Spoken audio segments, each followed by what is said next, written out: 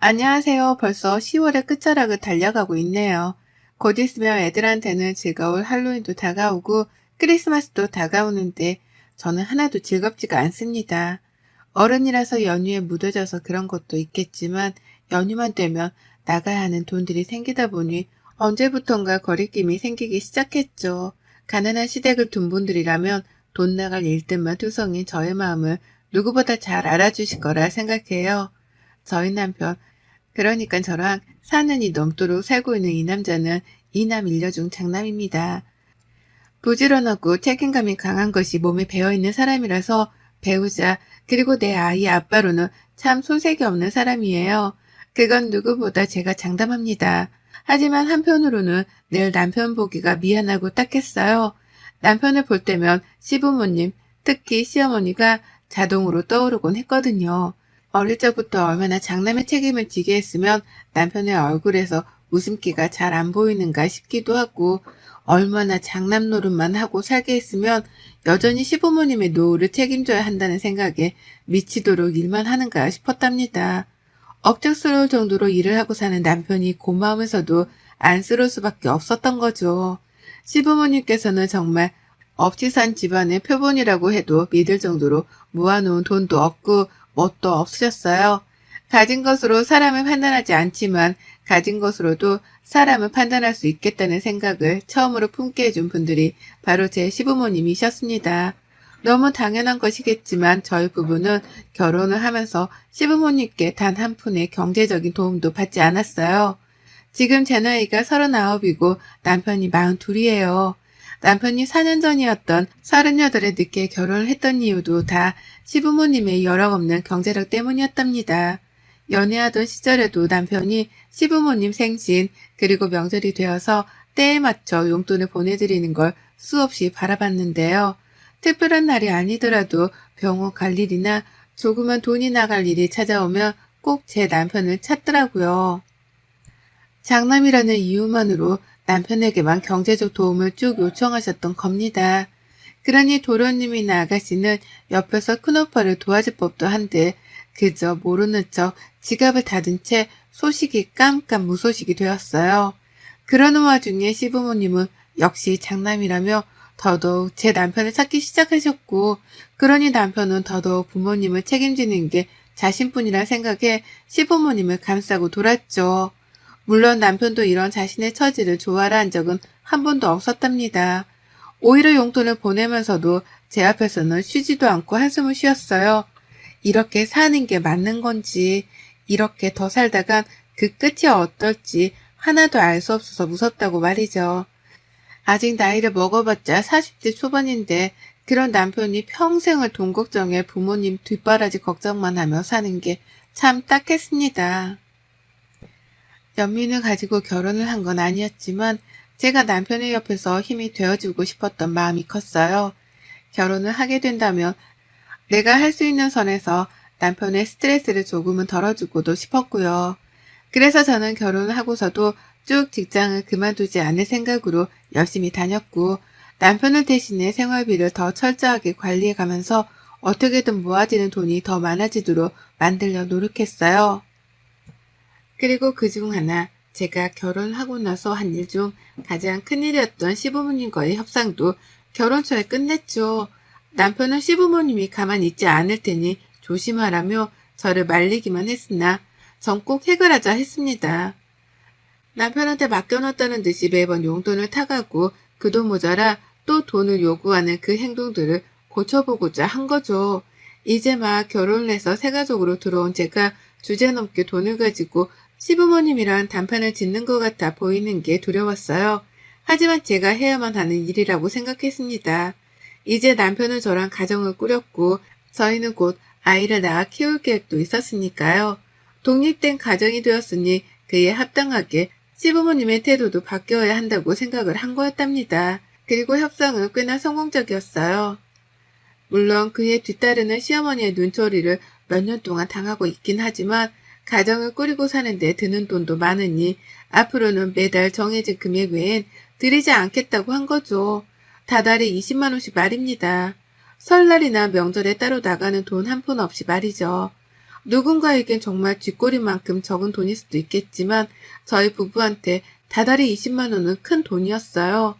저도 일을 하고 남편도 일을 하지만 그 돈을 모았다가 아이한테 외식을 한 번 더 시켜줄 수도 있는 거고 제대로 된 근사한 옷 몇 벌을 사다 줄 수도 있는 돈이었습니다. 지금부터 그 돈을 모아도 나중에 아이 대학 등록금을 쓰는 데에 보탤 수 있는 돈이었는데 저희 부부는 그 돈을 시부모님께 용돈으로 드리길 택한 것이었습니다. 워낙 없이 사는 거 누구보다 잘 알았으니까요. 그렇다 보니 저도 마지막 배려라고 꺼낸 말이었고 시부모님도 처음엔 불편하고 싫어해하더니 아예 안 받는 것보다 낫다 싶었는지 그러라고 수긍을 해주셨어요. 그렇게 저희 부부는 신혼 초에 시부모님과 결단을 내려 다달이 20만 원씩 보내드리고 있었고 저는 그 후 딸아이를 낳았습니다. 딸아이를 낳고 보니 들어가는 돈이 더 많아지니까 시부모님께 드리는 용돈이 전보다 홀 아까웠어요. 왜 나는 부유한 시댁을 못 가져 여태 내 부모도 아닌 시부모님의 용돈을 보내드리고 있나 싶은 신세한탄도 해봤고요. 하지만 별 수 있나요? 남편이 끝까지 장남 노릇은 해야 한다고 말을 하고 도련님이랑 아가씨는 소식 한 번 없으니 인간적인 도리라도 지키며 시부모님은 챙길 수밖에요. 전 딱 이런 심정으로 더 이상의 애정이나 존경 따위도 가지지 못한 채 시부모님을 대했습니다. 하지만 시어머니의 요구는 한 번씩 잊을만 하면 터져나왔어요. 받는 용돈으로 만족을 못하셨던 거죠. 아들한테 돈 한 푼 보내주신 적도 없고 그렇다고 다른 집들처럼 김치 한 포기조차 보내주신 적이 없는 어머님이셨는데요. 자신은 아무것도 해주질 않으면서 자식들한테 뭔가를 자꾸만 바라더라고요. 아직도 용돈을 20만 원의 합의를 본 것에 대해서 모든 게 제 탓이라며 며느리 보기를 돌같이 보는 어머님이셨어요. 말도 잘 안 나누려 하시고 허구한 날 아들이 마음고생이 많겠다 라고 하면서 가스라이팅 비슷한 걸 하려 하며 제 앞에서 말을 꺼내셨죠. 저 때문에 남편이 눈치 보느라 힘들겠다는 걸 그렇게 비꼬아서 말씀하셨던 겁니다. 왜 저러나 싶고 또 왜 저렇게까지 눈치가 없나 싶어 속에서 천불이 났어요. 여태 아들한테서 받는 그 용돈이 모자라다고 생각을 하는 건가 싶어 염치 없는 부모 같아 보이기도 했죠. 내가 자식을 낳아놓고 보니 나는 저러지 못할 것 같다는 생각에 시부모님의 마음가짐이 더욱 불손하게 여겨지기도 했고요. 하지만 이런 제 마음을 아는지 모르는지 시어머니는 가끔 저 몰래 남편에게 연락을 해서 어떻게든 용돈을 한 푼이라도 더 받아가려 하셨답니다. 여전히 병원비에 용돈이 모자란다는 투정을 부려가면서 말이죠. 그러면 남편은 생활비 관리를 하는 저한테 돈을 더 달라고 이씨죽고를 할 수밖에 없었고 그래서 전 시어머니가 남편에게 하는 모든 말들을 전해 듣고 있었죠. 처음엔 무시도 했지만 결국 아껴 써달라며 돈을 더 보내드린 적도 있긴 했습니다. 손녀딸도 태어났는데 그 와중에 돈을 달라는 소리를 더 하실까 싶기도 했죠. 하지만 시어머니는 늘 저의 예상을 빗나갔고 여전히 아들에게서 돈을 받으며 살겠다는 그 표독스러운 표정을 지우지 않으셨답니다. 갈수록 저하고는 더욱 싸늘해지는 것도 같았고 저 또한 이런 관계가 불편하긴 마찬가지였으나 별 수 없었어요. 충분히 일을 하실 수 있던 나이 때부터 백수 생활을 자처하며 자식에게 돈을 받고 살던 시부모님이었어요. 그런데 그런 분들한테 제가 변한 모습을 볼 수 있겠다고 희망을 가지는 것 자체가 고문과도 다름이 없었던 거죠. 그러니 기대는커녕 그저 거리를 두면서 사는 방법을 택했답니다. 그러는 사이 저는 누구보다 좋은 부모가 되어야겠다는 다짐을 수도 없이 하게 되었어요. 내 남편이 없이 사는 시부모님 때문에 평생을 돈 걱정에 뒷바라지 걱정을 하며 사는 게 참 딱해 보였거든요. 여전히 식당이라도 나가며 푼 돈을 용돈으로 벌어다 사는 저희 부모님하고는 참 비교가 되기도 했고요. 부모가 얼마나 독립된 채로 사는지 아닌지에 대해 자식의 노년이 달라질 수도 있겠다는 걸 뼈저리게 배웠답니다. 다른 사람도 아닌 내 남편과 내 시부모님을 보면서 말이죠. 그래서 돈 쓰는 게 더 힘들어졌어요. 한 푼이라도 더 모아서 내 자식한테 물려주고 싶다는 욕구가 강하게 들었거든요. 생각 없이 써볼 법한 돈, 이를테면 길거리에서 사먹는 분식값도 모아서 내 아이한테 주자 싶었습니다. 시부모님 노년을 챙기며 살다가는 평생 전세살이를 벗어나지도 못할 것 같은데 나중을 대비해서라도 내 아이한테 쓸 수 있는 종잣돈을 꼭 만들어 놓자 싶었던 거죠. 그래서 저는 아이 앞으로 적금을 넣었어요. 많이는 넣지 못하지만 다달이 80만 원씩 적금을 넣었습니다. 갑작스러운 코로나 때문에 더욱 나중에 걱정이 되었던 나머지 적금 하나만큼은 꼬박꼬박 넣었어요. 다 내 아이 잘 되라는 마음으로요. 그 돈으로 아이가 대학 등록금에 보태 쓰던, 세계 여행을 하는 데 보태 쓰던 상관없었습니다. 내 아이가 부모한테서 받은 돈으로 하고 싶은 걸 뭐든 해가면서 지내길 바랬던 것 같아요. 그 마음으로 군것질 하나, 배달 음식 한 번을 더 아끼고 참아가면서 적금을 꼬박꼬박 넣었습니다. 그리고 얼마 전 그 적금이 만기가 되었어요. 1년짜리 적금이었고 만기 되면 2년짜리, 3년짜리 이렇게 꼬박꼬박 만기 통장을 만들어가 볼 생각이었습니다. 통장에 따라 아이가 쓰고 싶어하는 용도에 따라 다르게 쓰게 하려는 의도도 있었고, 만기가 되어 있는 통장이 많으면 많을수록 배가 부른 기분이 들 것 같아서 저 좋으라고 해봤어요. 만기가 된 날 아이 앞에서 이걸 다 설명하기는 힘들었지만 아이를 보면서 좋다고 괜히 눈물도 글썽였고, 그날은 오랜만에 아이 데리고 저희 부부가 다 같이 외식도 했습니다. 물론 외식 비용은 제 월급에서 나갔고요. 괜히 미래에 대한 확신이 들더군요. 이런 식으로 통장을 한두 개씩 만들다 보면 우리 부부가 회사에서 퇴직을 하기 전에 아이 대학 등록금은 미리 다 벌어놓을 수 있겠다 싶었으니까요. 만기 통장을 만지는 남편도 괜히 기분이 특별했던지 혼자서 그런 말을 하더라고요. 아이가 나중에 공부할 때가 되면 공부만 할 수 있게 해줘야지 라고요. 그 말을 듣고 눈물이 나올 뻔했답니다. 남편은 대학에 들어가서도 용돈을 번다며 알바를 뛰느라 제대로 된 공부를 하기 힘들어했다고 하더라고요. 그래서 늘 졸린 걸 참아가며 힘든 몸을 이끌고 공부를 해야 했고, 그게 참 뒤돌아 생각해봐도 지옥 같은 시간이었다고 말이죠.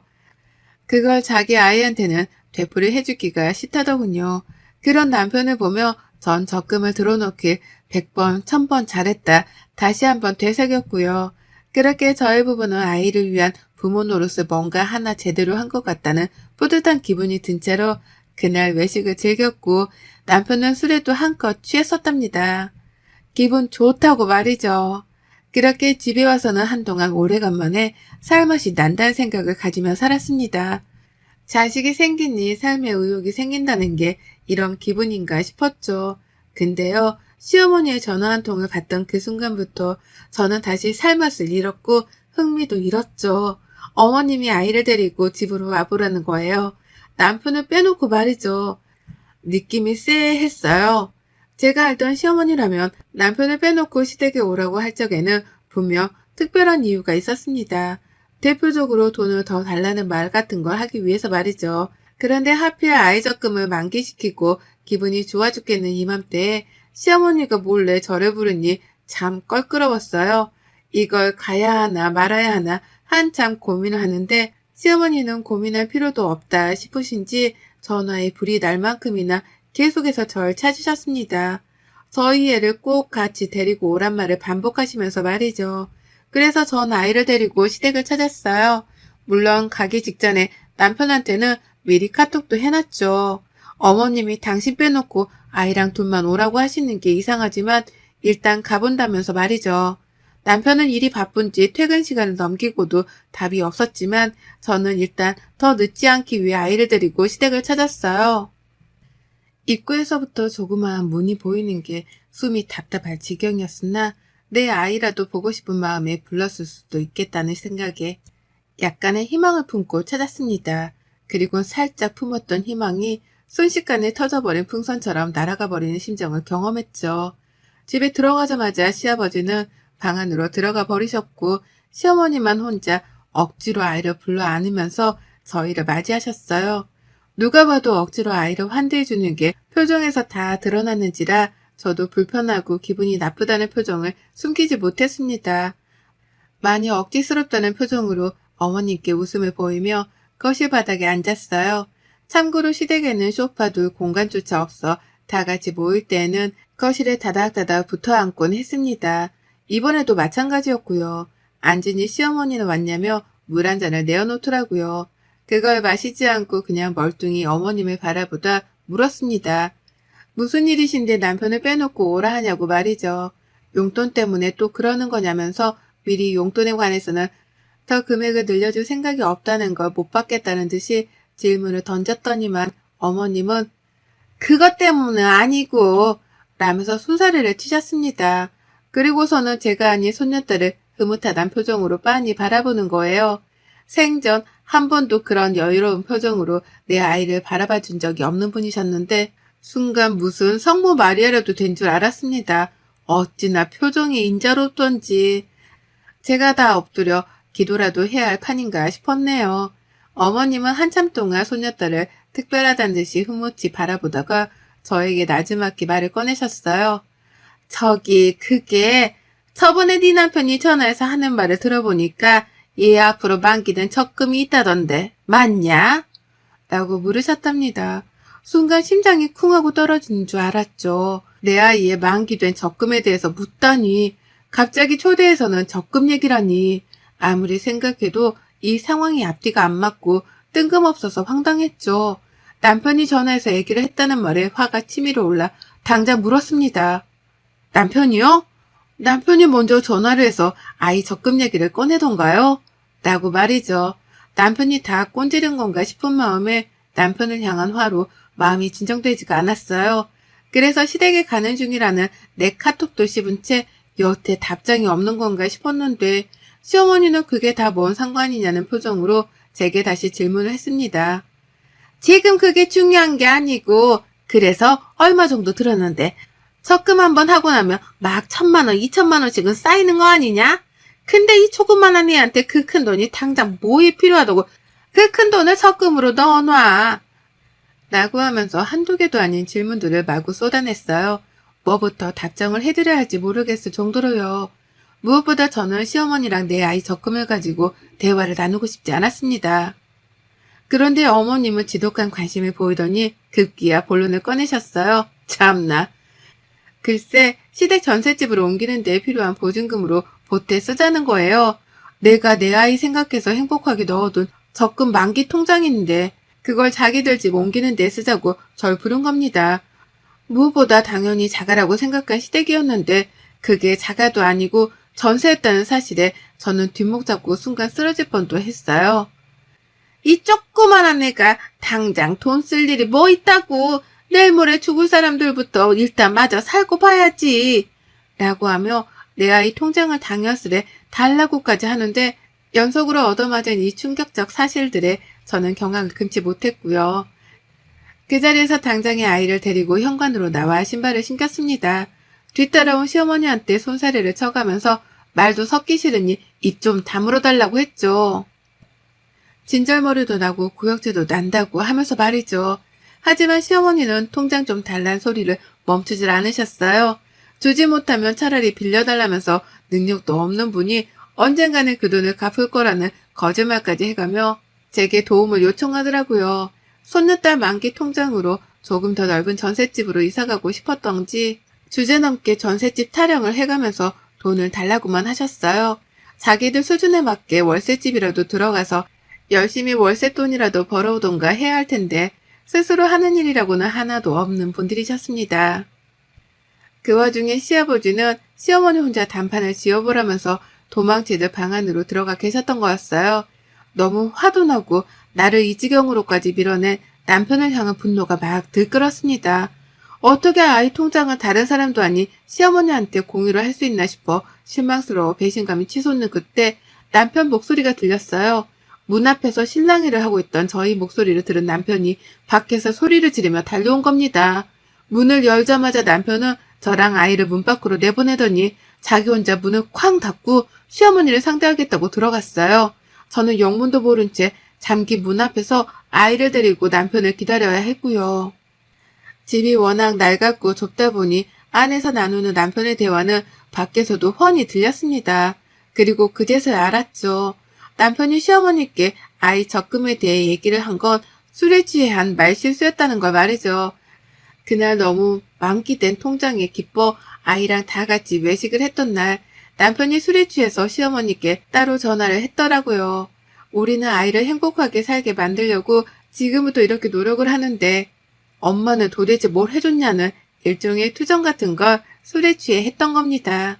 시어머니랑 시아버지께 말이죠.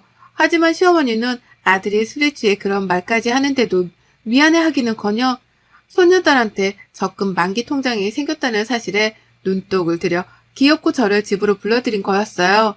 그 통장을 자기한테 달라는 말을 꺼내기 위해서 남편은 쏙 빼놓은 채로 저랑 아이만 불러들이셨던 겁니다. 평생 적금 통장이라는 걸 만들어 본 적도 없고 구경해 본 적도 없는 분들이어서 통장의 주인인 아이를 데려와야지만 통장을 볼 수 있는 줄 알고는 아이까지 불러내신 것이었고요. 무식이 철철 넘치는 시어머니한테 무슨 좋은 말을 듣겠다고 여기까지 찾아온 건가 싶어 스스로한테 후회가 물밀듯 밀려왔어요. 그와는 별개로 남편도 이 상황이 어이가 없던지 집안에 들어가 소리를 지르고 물건을 던져가며 난리를 피우더라고요. 끝까지 장남 역할을 하며 시부모님 뒷바라지를 해주던 남편인데 그렇게 시부모님께 난동을 피우며 화를 내는 건 처음 봤답니다.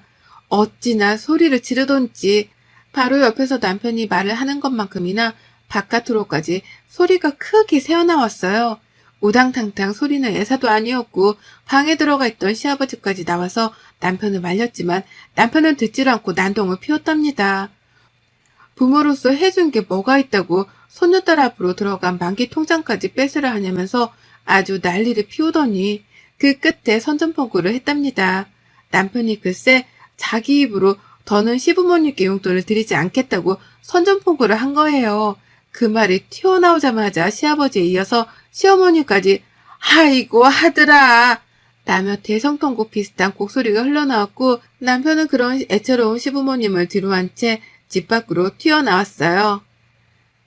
다신 연락도 하지 말라면서 절연을 하잔 송구도 날렸고요. 남편의 손에 잡힌 채로 시댁을 빠져나오는데 뭔가 알 수 없는 희열이 느껴지더라고요.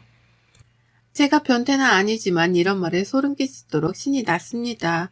시부모님께 더 이상 용돈을 드리지 말자니, 다신 보지도 말자니, 이 말을 남편이 꼭 지켜주길 바라는 마음으로 남편을 뚫어져라 쳐다봤는데 남편이 이런 제 마음을 이해한 건지 저를 보며 말하더라고요.